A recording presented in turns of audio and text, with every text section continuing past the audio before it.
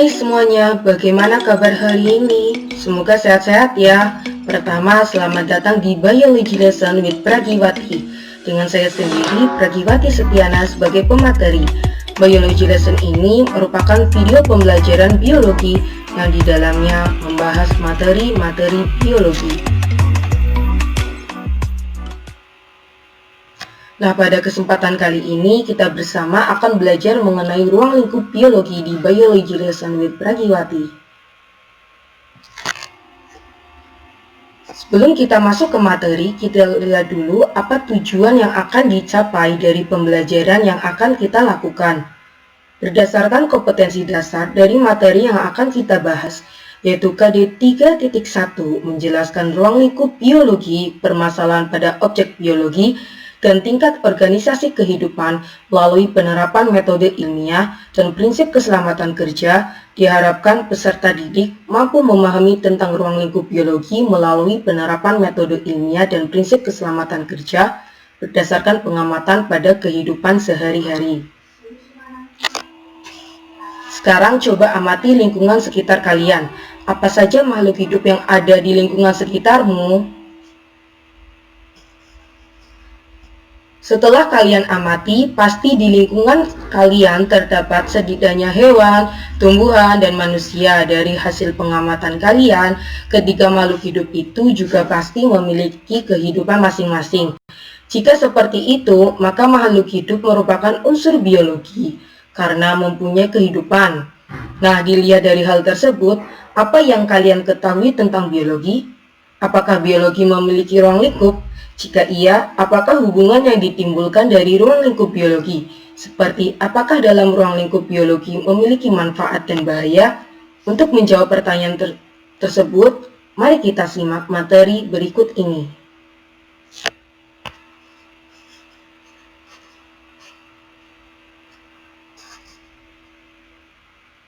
Apa itu biologi?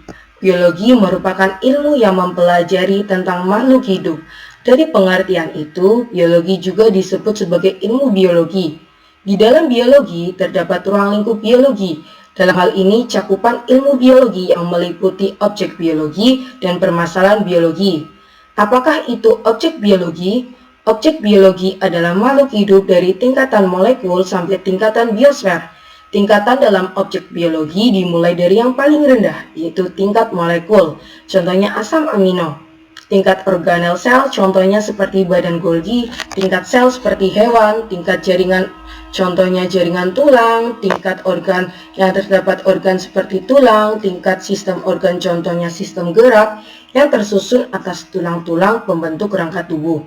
Tingkat organisme seperti hewan, tingkat populasi yang berupa kumpulan individu sejenis, contohnya kawanan rusa, tingkat komunitas yang berupa beberapa kelompok populasi yang menempati lingkungan yang sama, contohnya komunitas fauna.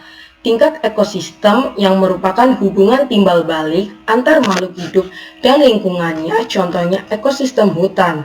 Tingkat bioma yang berupa wilayah dengan iklim dan geografis yang sama, contohnya bioma gurun. Serta tingkat biosfer berupa sistem ekologi global seluruh makhluk hidup dan hubungan dengan satu sama lain, contohnya planet bumi. Nah, untuk permasalahan biologi, apakah permasalahan biologi itu? Permasalahan biologi merupakan permasalahan yang menyangkut kehidupan makhluk hidup.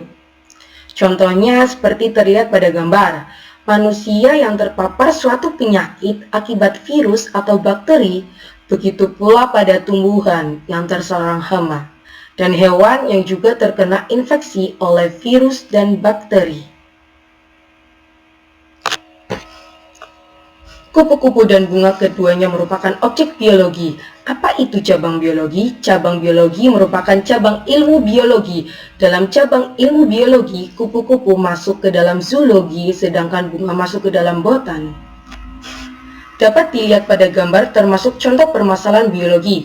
COVID-19 yang diderita manusia disebabkan oleh virus SARS-CoV-2 atau yang biasa disebut virus corona, mengganggu sistem pernapasan manusia. Dan dampak lebih lanjutnya dapat menimbulkan kematian jika tidak segera ditangani secara serius. Pembahasan selanjutnya mengenai metode ilmiah akan dijelaskan beserta implementasinya dalam kehidupan sehari-hari. Misalnya, sebuah penyakit menyerang sistem pernapasan pada tubuh manusia dan bersifat menular, muncul baru-baru ini, menyebabkan banyaknya orang yang terinfeksi. Permasalahan ini oleh ilmuwan dicari penyebabnya dan mengapa si penyebab ini muncul. Katakanlah penyakit menular ini adalah COVID-19, merupakan permasalahan biologi tingkat organ karena menyerang organ paru. Para ilmuwan melakukan riset dan penelitian mengenai hal tersebut. Nah, dalam meneliti permasalahan itu, mereka, para peneliti, bekerja sesuai dengan langkah-langkah metode ilmiah, meliputi kerja ilmiah dan sikap ilmiah. Dalam melakukan penelitiannya, para ilmuwan mengikuti aturan kerja ilmiah, yaitu observasi, rumusan masalah, hipotesis, prediksi, dan eksperimen. Para ilmuwan dalam risetnya harus mengedepankan sikap ilmiah, yang dalam hal ini adalah mampu menerima pendapat orang lain dengan baik dan benar, bertindak dalam memecahkan suatu masalah secara sistematis melalui langkah-langkah ilmiah yang tidak mengenal putus asa serta dengan ketekunan juga keterbukaan dalam meneliti apa penyebab permasalahan biologi itu. Baiklah, kita akhiri Biology Lesson with Pragiwati dengan materi ruang lingkup biologi sampai di sini. Dapat ditarik kesimpulan dilihat dari penjelasan-penjelasan tersebut, kita tahu bahwa biologi merupakan ilmu yang mempelajari tentang makhluk hidup dari tingkat molekul sampai tingkat biosfer. Tingkatan-tingkatan tersebutlah yang merupakan objek biologi yang kemudian dalam perkembangannya dapat menyebabkan berbagai permasalahan biologi yang kompleks. Dari permasalahan tersebut, membuat ilmuwan untuk meneliti dan mengkaji bagaimana permasalahan tersebut dapat terjadi dan apa penyebabnya. Dan mengikuti prosedur metode ilmiah yang meliputi kerja ilmiah dan menerapkan sikap ilmiah di dalamnya.